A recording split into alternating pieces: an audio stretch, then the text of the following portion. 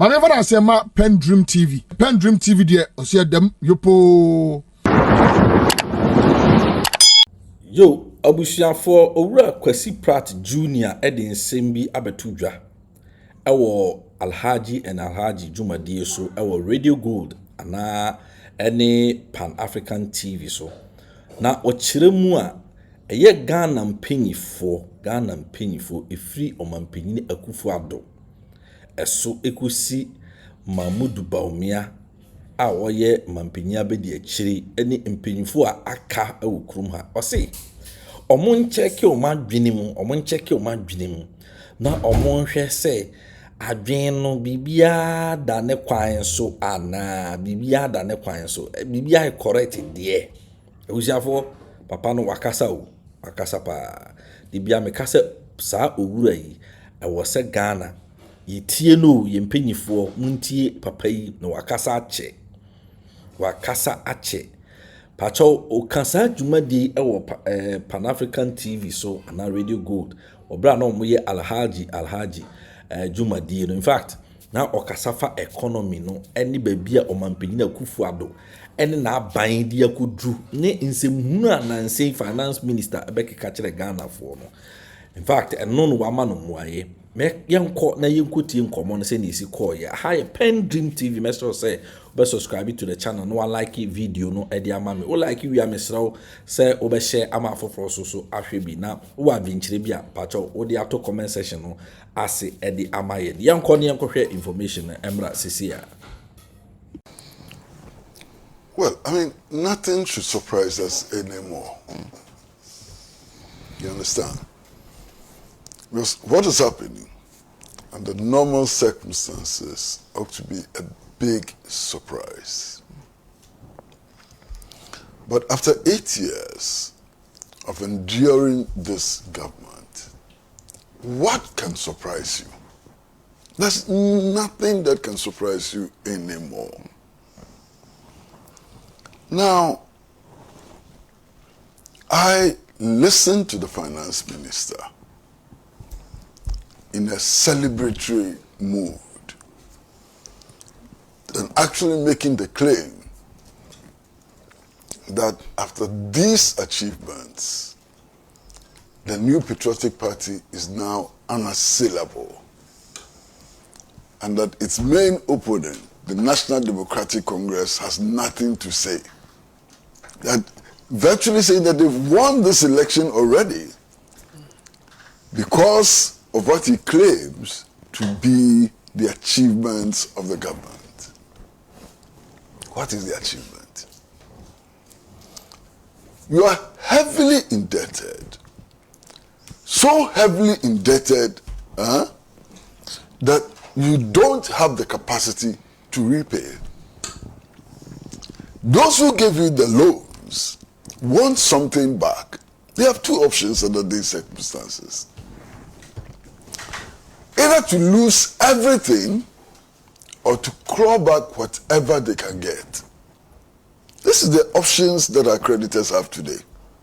To lose everything or to find ways of clawing back some of what they have given us. So they enter into an agreement with you and say, look, you owe us so much. We know you cannot pay. You don't have the capacity to pay. Okay. So, as a goodwill measure, some of what you owe is forgiven. Listen to me carefully. Some of what you owe is forgiven. You are going to have to pay the rest. And how you're going to pay it is that deny your people employment.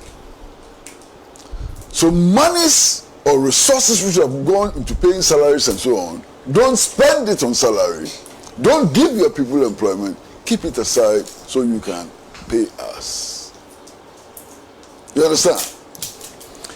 Increase taxation. Increase the level of taxes so you can accumulate some resources to pay us. Increase tariffs on electricity, on water, and so on, in order to accumulate some resources to pay us. Let your people suffer more by increasing the price of petroleum products in order to accumulate some resources to pay us. Not for you to develop, not for you to build roads, not for you to build gadgets and so on, but just to enable you to raise resources to pay us so we can get something back. My brother, this is what we are celebrating. This is what we are celebrating. And we should not forget that what people celebrate actually reveals who they are. And if our government is celebrating this, it tells us very clearly who we have put in government. You know, I'm so troubled. I'm so very deeply troubled. Because if you watch our history, we have gone to the IMF for bailouts 17 times. And every time we have gone to the IMF, things have gotten worse. Check the history. Okay?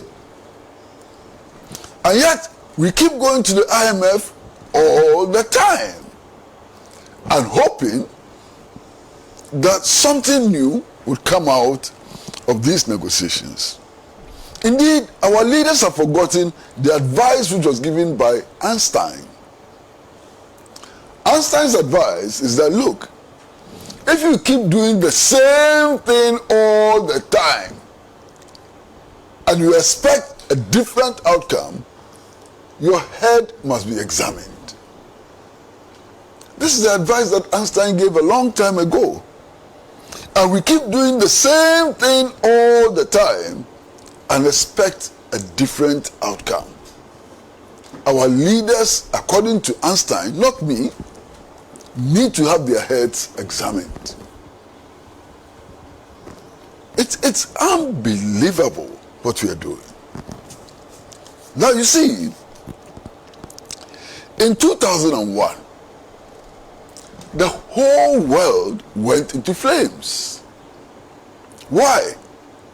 Because at the time, developing countries, including Ghana, were spending 67% of their total export earnings on debt servicing. And there was a crisis, global crisis. It is that global crisis which went to the development of the concept of HIPIC. 67% of total export earnings, and the world was in crisis. Now look at Ghana's situation today.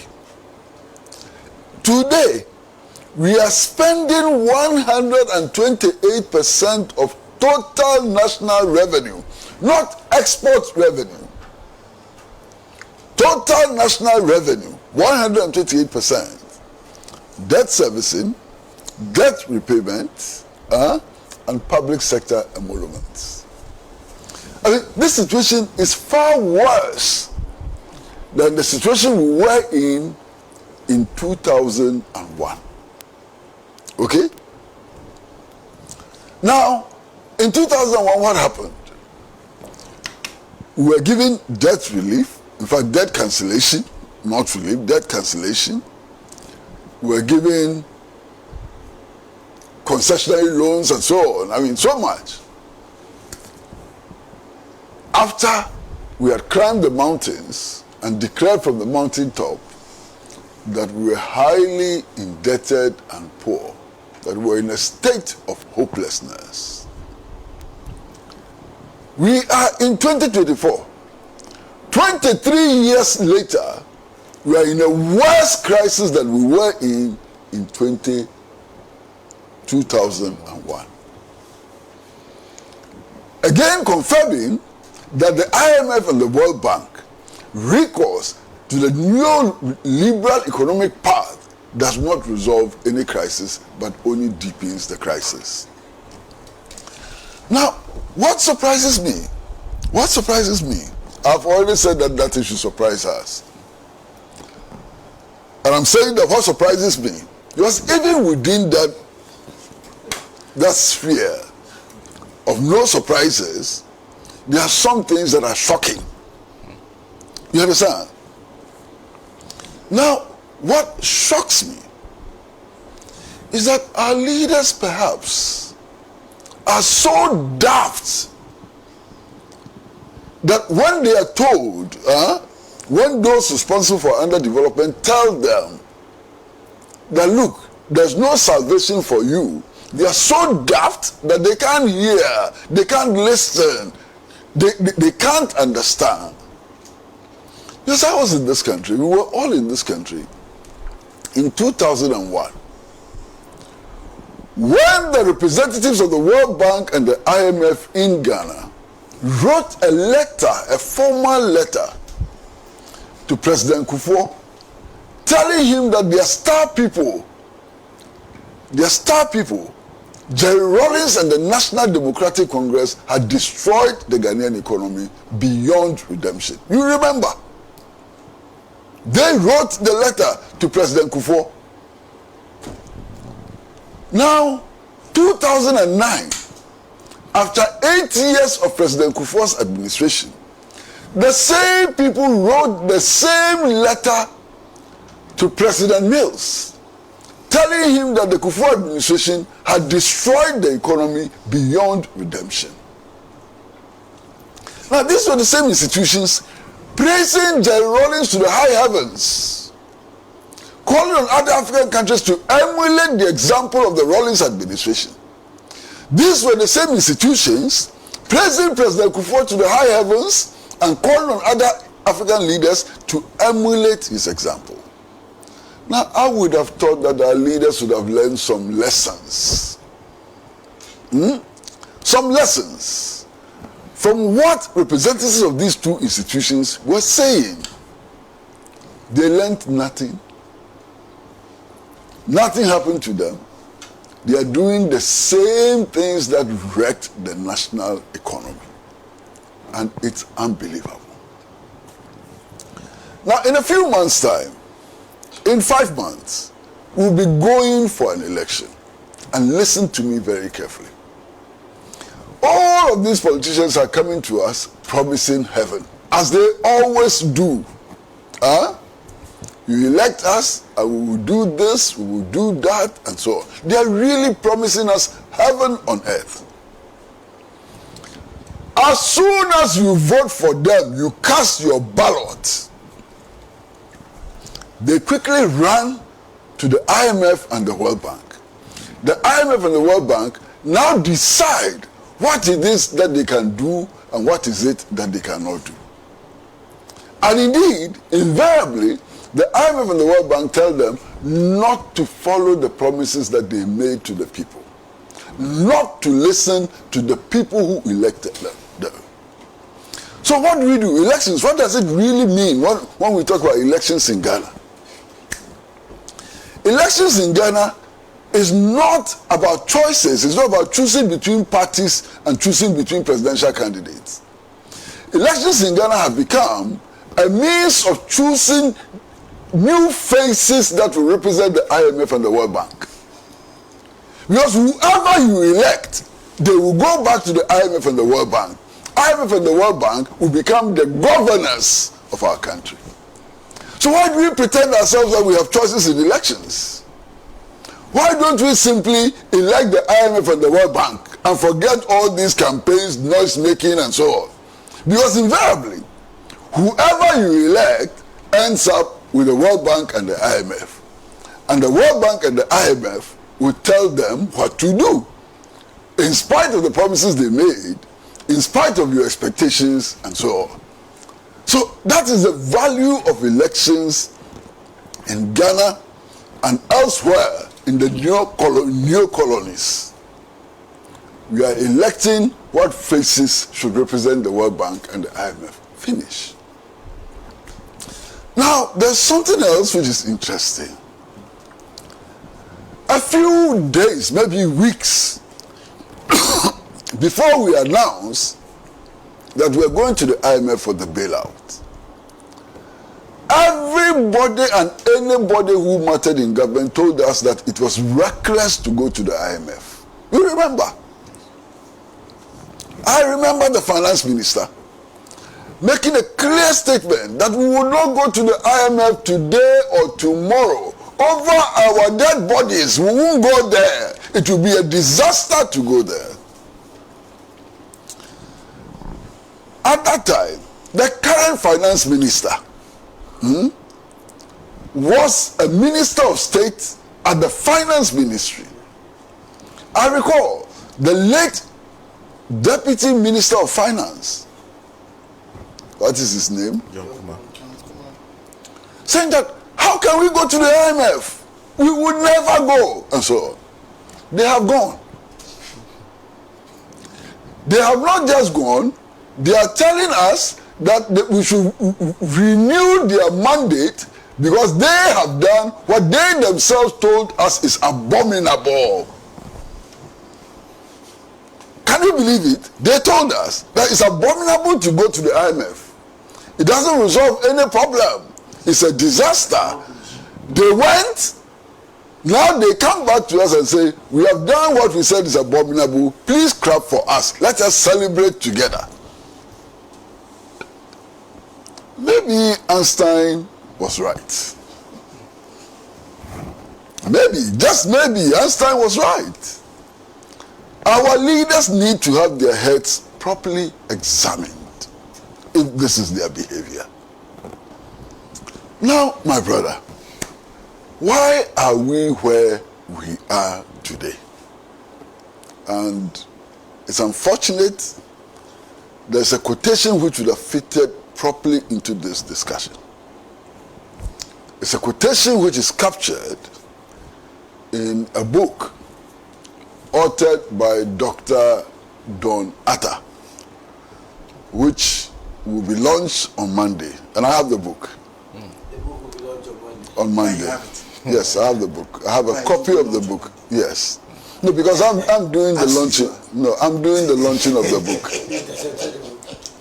I'm doing the launching of the book. Okay.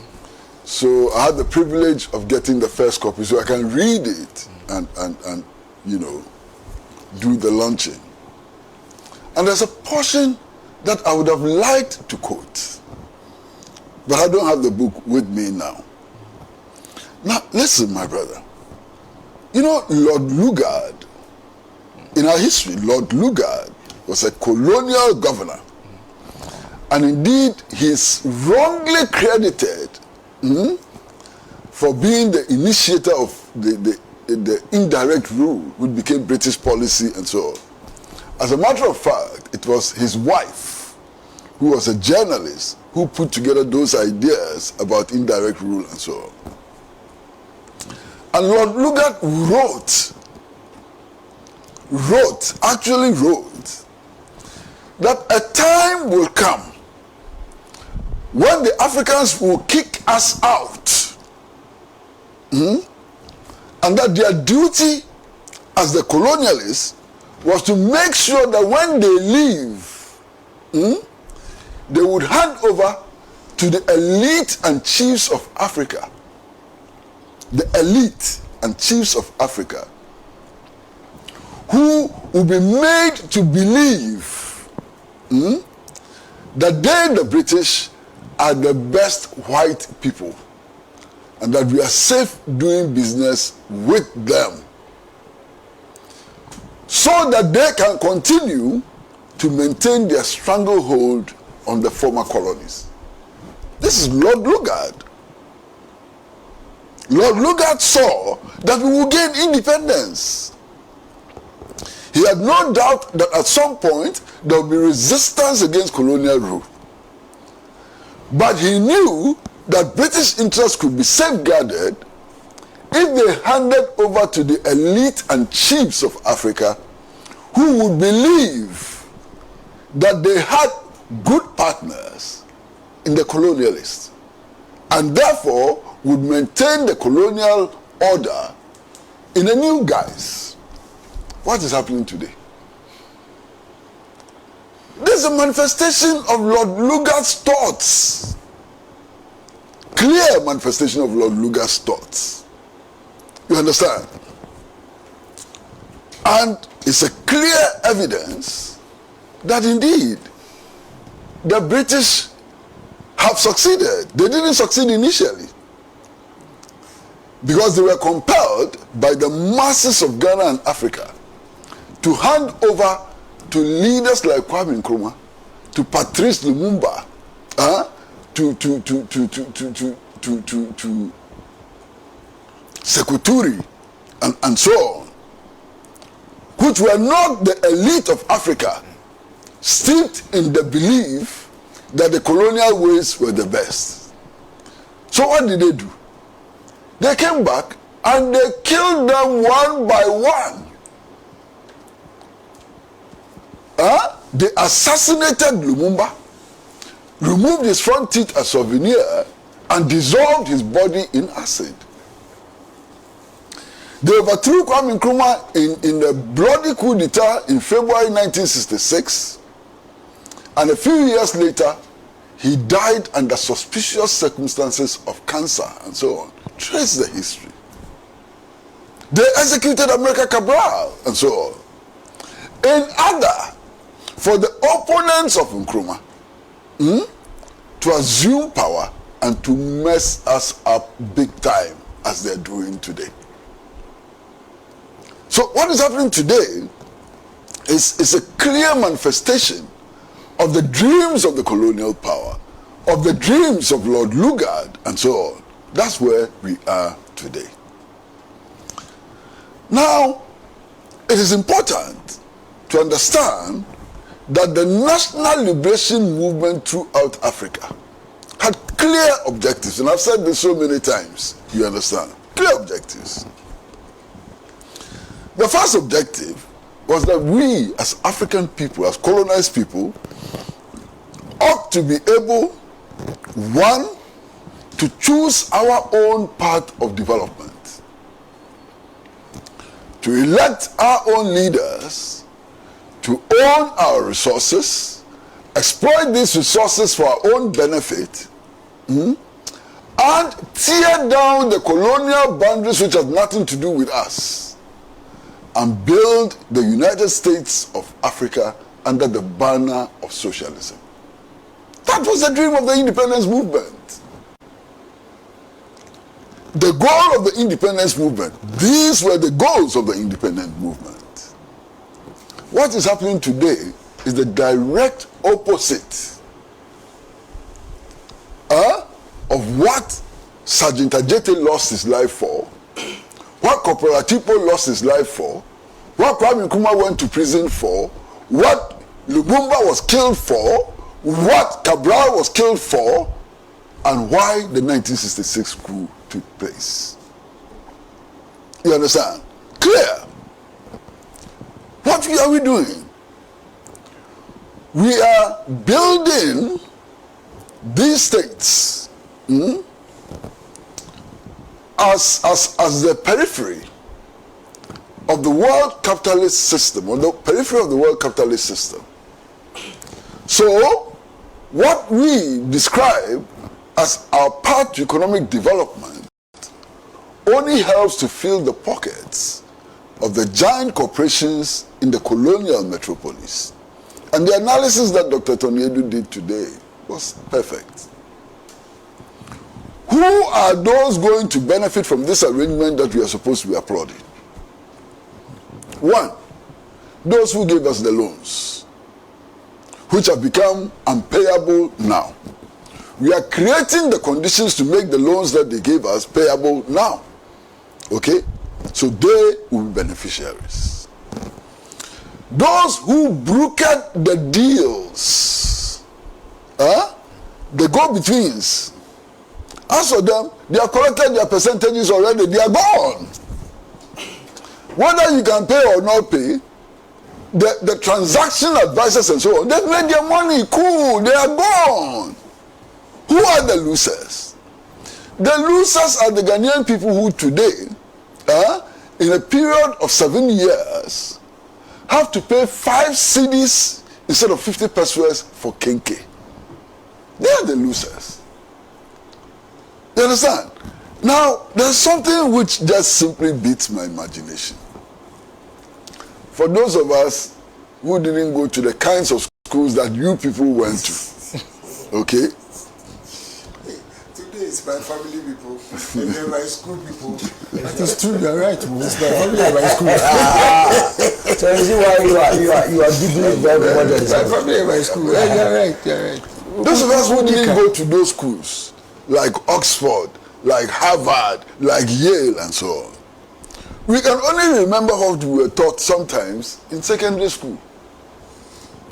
And in secondary school, commerce class, commerce, not even economics, commerce, secondary school, we were told that inflation is the rate at which prices rise or fall. Alright? Secondary school definition of inflation. So let's apply the secondary school definition of inflation. Forget your Yale and your Oxford and so on. They may be far more sophisticated.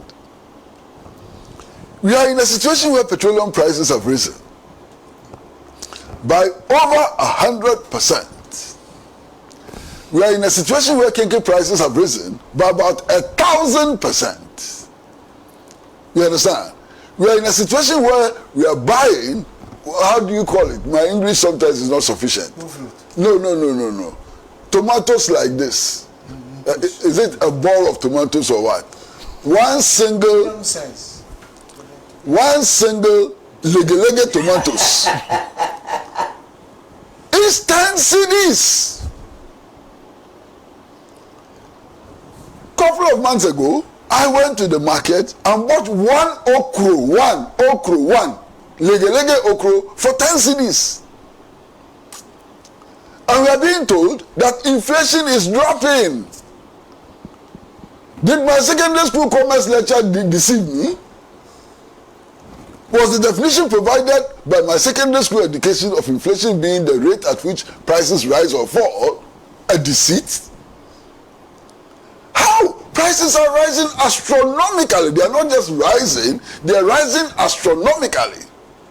And our leaders say that, look, we should clap for them because the rate of inflation is falling. How is the rate of inflation falling when prices are rising astronomically? I can't understand. Somebody must explain to me what inflation then is or is not. You understand?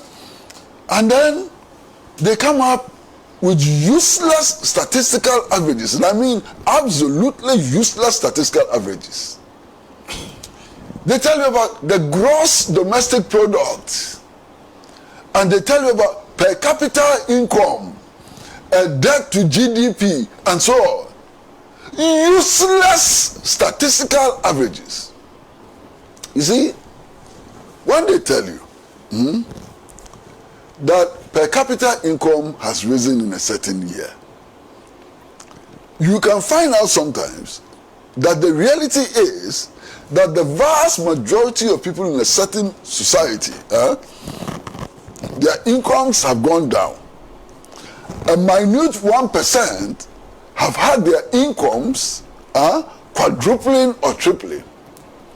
Because the statistical average, what they do is that those whose incomes have quadrupled and tripled, they add their incomes to those whose incomes have dwindled by 50%, by 60%, and so on, put it all together and divide it by the whole.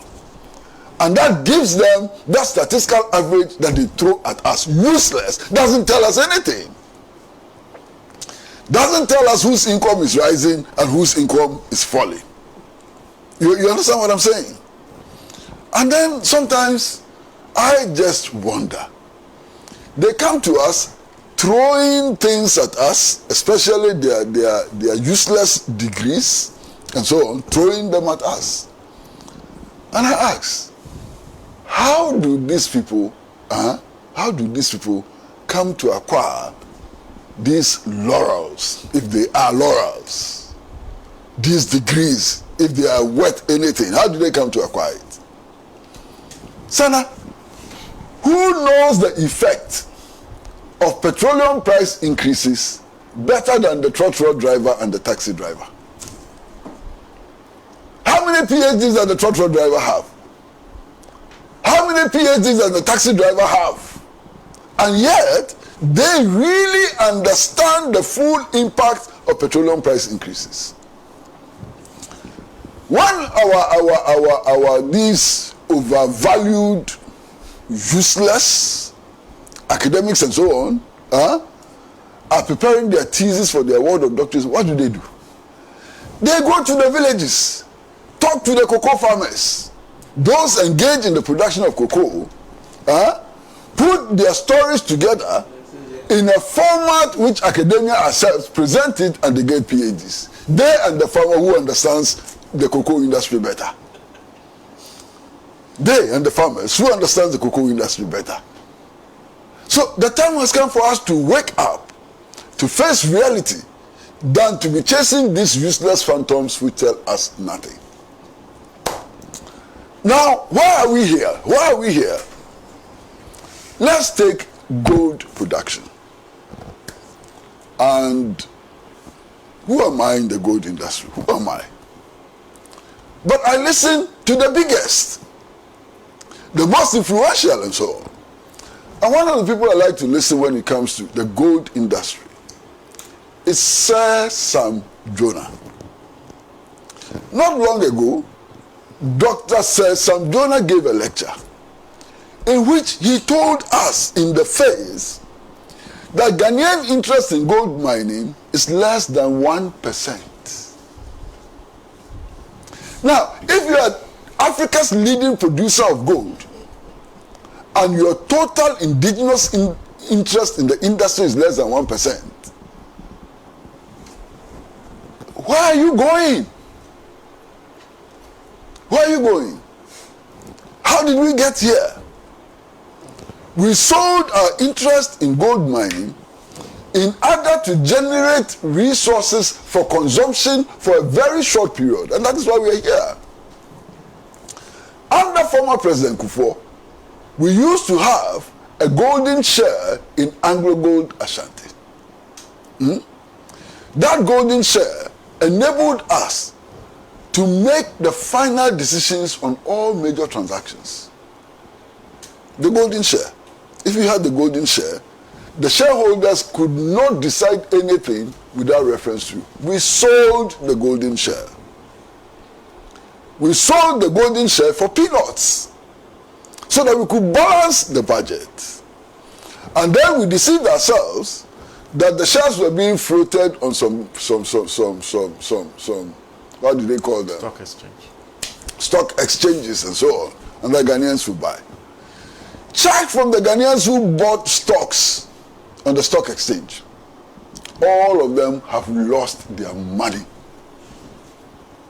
So, Ghana is the leading producer of gold in Africa, and yet we benefit almost nothing from gold exploitation. That is why we are here. Look, for a long time, Ghana used to be the leading producer of cocoa in the world. We came to second position.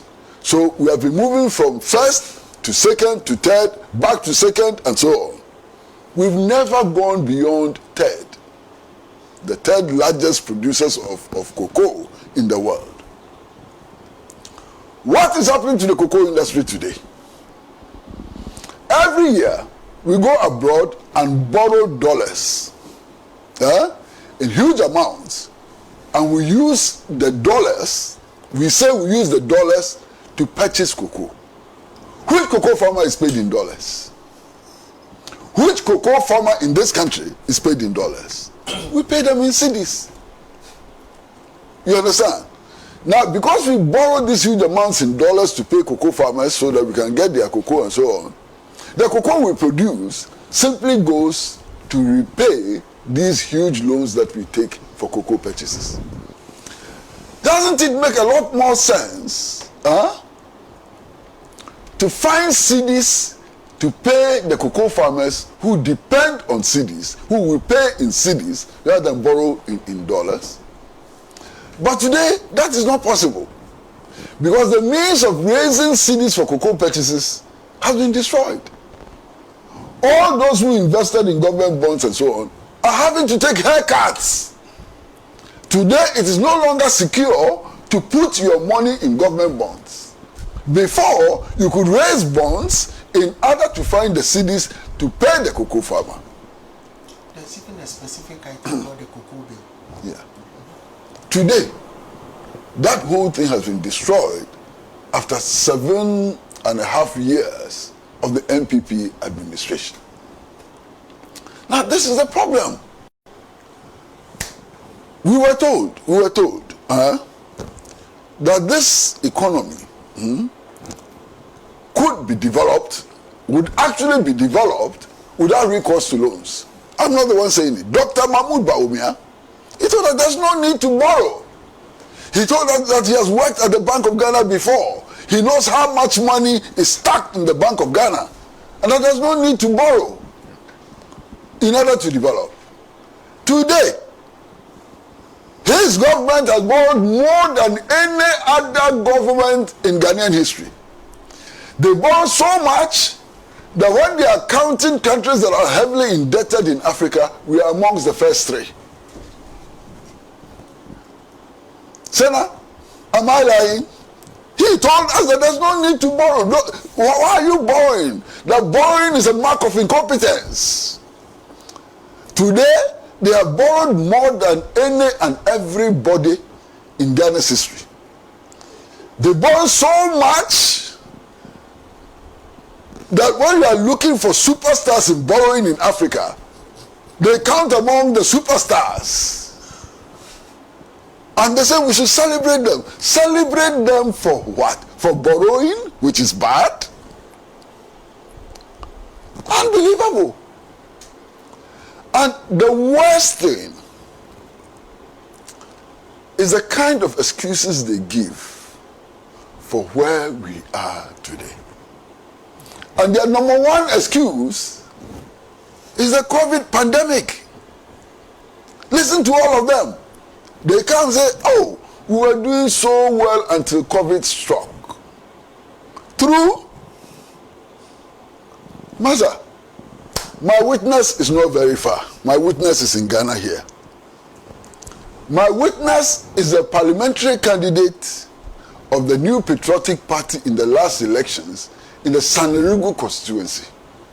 That's my witness.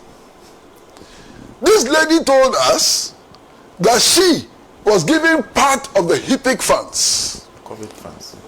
COVID funds, thank you, my brother. She told us that she was giving part of the COVID funds for her campaign. And that her constituency chairman and polling station something were all giving some. What does that mean? They have so much money for COVID that they could actually spend some on electioneering campaigns. How then is COVID such a bad thing? Then COVID was very good for them. They had excess money, too much money, that they could actually spend some on electioneering campaigns. So how was COVID so bad? How is COVID then responsible for the quagmire that we find ourselves in? Somebody must explain. You see, my brother, we are in a very, very bad place. And I've read predictions which have been made by knowledgeable people with economic background and so on. There's this guy called Thompson, who has been speaking on the economy on a regular basis and so on, and others, who are saying that the next 10 years is going to be hellish for the people of Ghana. And it's on that basis that I say that the NPP will be so very lucky if they lose the elections. In fact, they believe in reciting Bible verses and singing hymns and so on. If they lose the elections, they should intensify the singing of hymns and reading of Bible verses. Because it will be such a huge blessing for them. Because the Armageddon that is coming is a huge Armageddon. And if they win the elections, they will be faced with the Armageddon. Because all of these measures will not resolve any of the crises that our people face. It can only deepen the crisis. The people I worry for, the people I'm concerned about, are those people who are likely to win the elections if the NPP should lose. They should prepare themselves. Because they are not walking into paradise. They are walking into the teeth of the storm. There's nothing. The country is broke. The country is bankrupt. And that is what they are likely to inherit. And they should not take this out of their heads. If they do, it's to their own detriment. And they should stop making lavish promises. They should stop making lavish promises. It is time to tell the people of Ghana the truth about where we are and the difficulties that lie ahead. Anything to the contrary will push them into the eye of the storm. Anything other than that will result in perhaps what is worse than the Kenyan situation. And you know why I say what is worse than the Kenyan situation? Because Kenya did not experience June 4, 1979, has not experienced that yet. Kenya has not experienced December 31st, 1981. You understand? We have experienced June 4, 1979. We have experienced 31st December, 1981. If something should happen again, with that background and experience, you can imagine what it will be like. You can imagine what it will be like. So me, I know. I'm sitting here, I know clearly, without doubt, that this neoliberal order will lead us only to more disaster. I'm clear in my mind that the problem which confronts us is the problem of capitalism. And I know that until the conditions are ripe for moving away from neoliberalism, for smashing the capitalist system, there's no remedy. So I am not going to rush for power when these conditions exist. My duty and the duty of all revolutionary progressive forces is to work for the maturation of the subjective and objective factors for revolution and to carry out revolution in this country. So, I'm not rushing for power. But those who do not recognize this and believe that within the neoliberal framework, under the ambit of capitalism, they can effect changes, that is their headache. Let them go ahead. Let them struggle for power. But at least let them be honest with us. Because if they are not honest with us, if they are going to tell us that they can bring inflation down in 1 year, if they are going to tell us that they can arrest the dollar or the cedi and give the keys to the IGP and so on, they should go ahead and make those statements. We will hold them to their words. If they come and they don't arrest the cedi and give the key to the IGP, they are in trouble. You understand? If they tell us today that you can develop without borrowing and they come and they borrow and we get into this bankrupt situation again, they are in trouble. So let them watch out. But finally, Senna, there is nothing to celebrate. There's everything to mourn over the current situation and nothing to celebrate. Thank you. Thank you very much. And we started on that note, and Kwasi Brothers concluded on the same note, because, of course, Dr. Tony Edu was the very first person to speak to this topic, and he was also of the opinion that the capitalist path is not the path for us. Always when somebody tell you that government has no business doing any business, that government's job is to create an enabling environment for the private sector, then they will do trickle down economics. So, a very important issue. And check our history. Kojo, check our history. All those who come to us telling us that the private sector is the engine of growth and that government has no business doing business and so on. What happens to them when we give them power? They all with alacrity run into the state sector and grab it. They don't stay in the private sector. Check the records. They tell you that the private sector is the engine of the group, but they don't like the private sector. They don't stay there. They run to the state sector and hijack it. Open your eyes.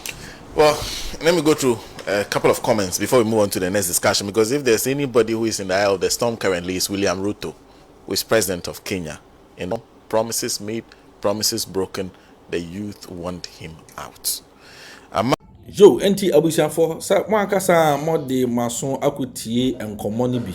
Said ye enkomo no si koye de I think say Ghana for munyina amane mebe ya adwen say de Kwasi Pratt Junior eka no e wo say yetie na yetie na so pam. Say ade de onkoso ana wontoso enye ade baako nye ade baako ade bia unya the same results na ogusu a oye. Sabi ye se Kwasi akra no ye ntia ne hwe wasompre no. Enti babia Ghana yempanyifo edi akuduri enti aso omuntimi nye bibia mfiri emfa ho ana te wutie ensam a Mamudu Bawumia eka kire yen wose saa borrowing ni kura no ansa no mbepe power 2016 wose borrowing kura no ensam hunu ena eye Ghana aban ene Mahama ene edi efam wose ehu hia say ye borrow sika bia firi ba bia say be ye man o say ye betumi ato rose e de aye Ghana man yi saa into onti ase krampo say Mahama aban ekwaji loans e de be ye kru no afi obaya ye ka the whole Ghana bakosemu omo na agi loans e chen aban bia waba e che say e bo apaye they know the truth but say the be ya omenya bia di bia ye omo agapade di bia hwe omo yere nom ne omo mpana nom ne efense se wabro ni mu ne ho keka ho ntino na e wo say omo hyeda ko boruska no ja omo timenya kickbacks ne omo nya inflative figures ne bi no omo dibi what is because it doesn't make sense.